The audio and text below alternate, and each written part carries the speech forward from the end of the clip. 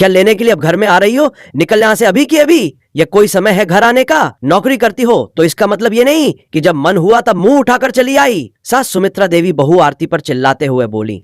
उनकी आवाज इतनी तेज थी कि पूरा घर गूंज उठा। दरवाजे पर खड़ी आरती के पैर वहीं ठिठक गए।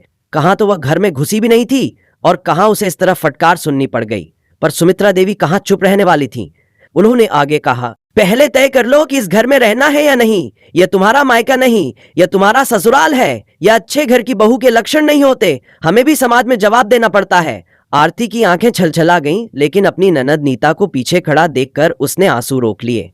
नीता के होठों पर एक कुटिल मुस्कान थी, मानो उसने कोई जंग जीत ली हो। बस करो मां, क्यों इतनी ऊंची आवाज में बोल रही हो? बाहर आने जाने वाले लोग देख रहे हैं। बस फिर क्या था? बेटे ने बहू के पक्ष में क्या बोला? सुमित्रा देवी का गुस्सा और भड़क उठा। अब उनकी आवाज पूरे मोहल्ले तक पहुंच गई। हाँ बेटा, अब अपनी पत्नी का पक्ष ले। माँ तो अब दिखती ही नहीं है। 9 महीने कोख में रखा, पाल पोस कर बड़ा किया इसी दिन के लिए। अब माँ गलत हो गई और बहू सही। तुम्हें मेरा चिल्लाना दिख रहा है, लेकिन अपनी पत्नी का लेट आना नहीं दिख रहा। माँ, वह सिर्फ आधा घंटा ही तो लेट हुई है। स्कूल में अर्जेंट मीटिंग थी, उसने मुझे पहले ही फोन कर दिया था। आप बात का बतंगड़ क्यों बना रही हैं? अजय ने समझाने की कोशिश की। ओह, चढ़ा लो इसे सर पर। अगर इस घर में रहना है तो मेरे हिसाब से चलना पड़ेगा। अजय उनकी बातों को अनसुना कर अंदर चला गया और आरती भी सिर झुकाकर अपने कमरे में चली गई। कमरे में पहुंचते ही उसके आंसू निकल आए। सुमित्रा देवी के पति का कई साल पहले देहांत हो गया था, लेकिन उन्होंने अपने जीवन में सारी जिम्मेदारियां पूरी कर दी थीं। उनके 2 बच्चे थे, अजय और नीता। अजय की शादी हो चुकी थी, जबकि नीता का ससुराल पास ही था। जब भी वह मायके आती, अपनी मां को बहू के खिलाफ भड़काने में उसे बड़ा मजा आता। अजय पहले नौकरी करता था, लेकिन पिता के निधन के बाद मां की जिद पर उसने अपनी सरकारी नौकरी छोड़कर पारिवारिक किराना दुकान संभाल ली थी। लेकिन व्यापार की जानकारी न होने के कारण दुकान ढंग से नहीं चल पा रही थी। घर के खर्चे लगातार बढ़ रहे थे, इसलिए आरती ने एक स्कूल में नौकरी कर ली थी। हालांकि उसके बावजूद सुमित्रा देवी का स्वभाव नहीं बदला। उन्हें बस अपना घर और अपना हुक्म चलाना पसंद था। अभी आरती अपने आंसू पोंछ ही रही थी कि उसका 7 साल का बेटा आर्यन पास आया और बोला, मम्मी, दादी हमेशा कहती हैं कि ये उनका घर है। आर्यन पास आया और बोला, और हमें उनके हिसाब से रहना पड़ेगा। लेकिन आप चिंता मत करो, हम भी अपना एक घर बनाएंगे जहां हम सब खुशी खुशी रहेंगे। आरती ने अजय की ओर देखा। अजय को पहली बार एहसास हुआ कि उनकी मां का व्यवहार उनके बच्चों पर क्या असर डाल रहा है। अगले दिन शाम को अजय जल्दी घर लौट आया। उसे जल्दी आया देखकर सुमित्रा देवी और नीता हैरान रह गईं। आज इतनी जल्दी कैसे आ गया? सुमित्रा देवी ने पूछा। मां, मैंने आज दुकान खोली ही नहीं। क्या, दुकान क्यों नहीं खोली?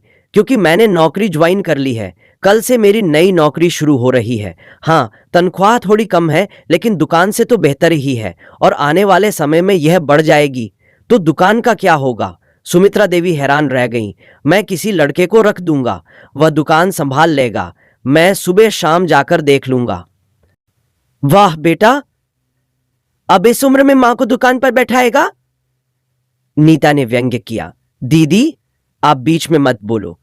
आपके भी ससुर जी अभी तक नौकरी कर रहे हैं। आपने उन्हें कौन सा आराम दिया है?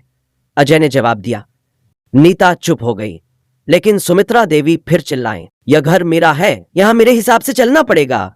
मां, आपका घर आपको मुबारक हो। मैंने नौकरी देख ली है तो किराए का घर भी देख लूंगा। अब आप अपने घर में रहिए और हमें भी शांति से जीने दीजिए। अचानक अजय ने हाथ जोड़ दिए। घर में सन्नाटा छा गया। किसी को उम्मीद नहीं थी कि अजय इस तरह जवाब देगा। बेटा, क्या तू अपनी मां को छोड़कर चला जाएगा? सुमित्रा देवी आंसू बहाने लगी। मां, बेटा भी इंसान होता है, उसे भी सम्मान और शांति से जीने का हक है। आपने जब कहा मैंने सरकारी नौकरी छोड़ी, जब कहा दुकान पर बैठ गया, कभी पलटकर जवाब नहीं दिया। लेकिन अब मेरे बच्चे भी कहने लगे हैं कि यह घर दादी का है, हमारा नहीं। यह सब किस ओर इशारा करता है? सुमित्रा देवी चुप हो गई। नीता ने भी कुछ नहीं कहा। उस दिन के बाद से सुमित्रा देवी ने कभी भी आरती या अजय को ऊंची आवाज में नहीं डांटा। अगर उन्हें कुछ कहना होता तो वह कमरे के अंदर ही कहती थी। अब उन्होंने ये कहना भी बंद कर दिया कि यह घर मेरा है, यहाँ मेरे हिसाब से चलना पड़ेगा, क्योंकि उन्हें एहसास हो चुका था कि अगर जबान खुल चुकी है तो कदम भी घर छोड़ने में देर नहीं लगाएंगी।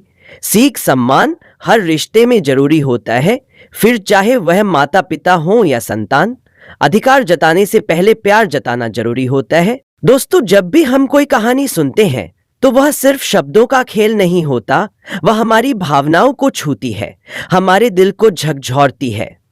अगर मेरी ये कहानियां आपके दिल तक पहुंचती हैं, अगर आपको इनमें अपने जीवन की झलक दिखती है, तो इसे दूसरों तक पहुंचाना भी आपका कर्तव्य बनता है। आपका एक लाइक मेरे लिए हौसला है, आपका शेयर किसी की जिंदगी बदल सकता है, और आपका सब्सक्राइब मुझे और भी बेहतरीन कहानियां लाने की ताकत देता है।